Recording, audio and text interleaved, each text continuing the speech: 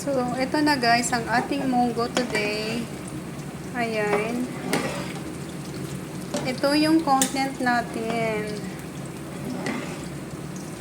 So, papakita ko mamaya kung paano tayo maggisa ng munggo.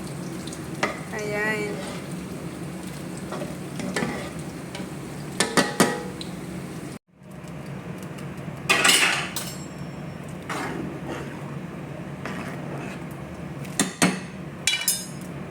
Mag-start tayo garoden kakapsat nga aggisat ni munggon.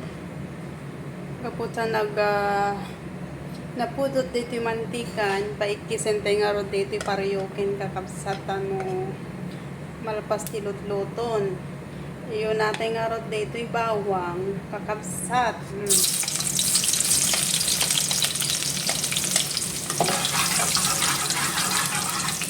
Next tayo dito laya. Napudot samot mo na yung mantika kakabsat ni. Pag brown meat sige da dito bawangin, tipudot tayo mantikan. So next thing nga rod dito sibuyas ang kakabsat.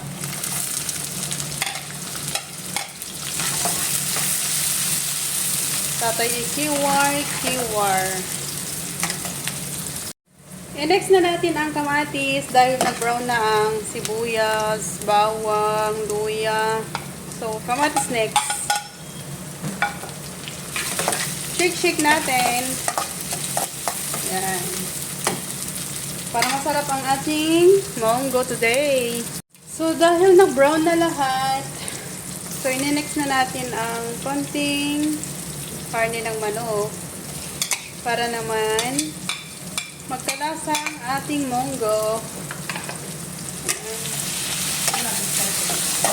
Wala na ate magic sarap. Bitchin na lang. So, ayan guys.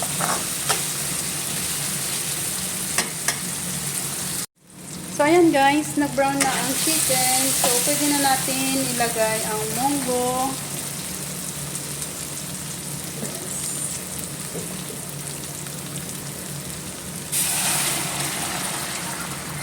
Ayan, ang sarap ng munggo natin today.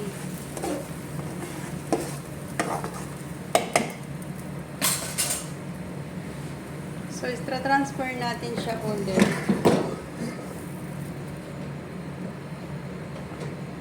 Ayan.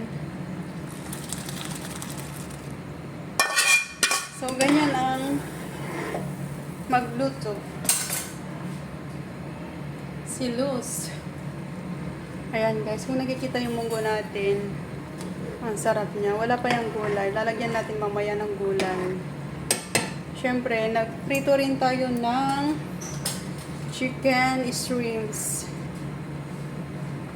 Ayan guys, para ilalagay natin mamaya. Ayan guys, lumapot na ang ating munggo at ilagay na natin ng repolyo. Ayan. Gusto ko yung repolyo, half cook lang siya.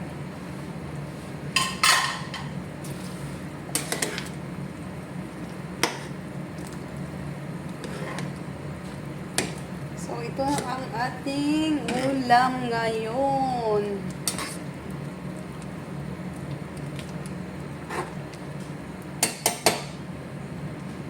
Siyempre guys, ikan tayo mat ate crispy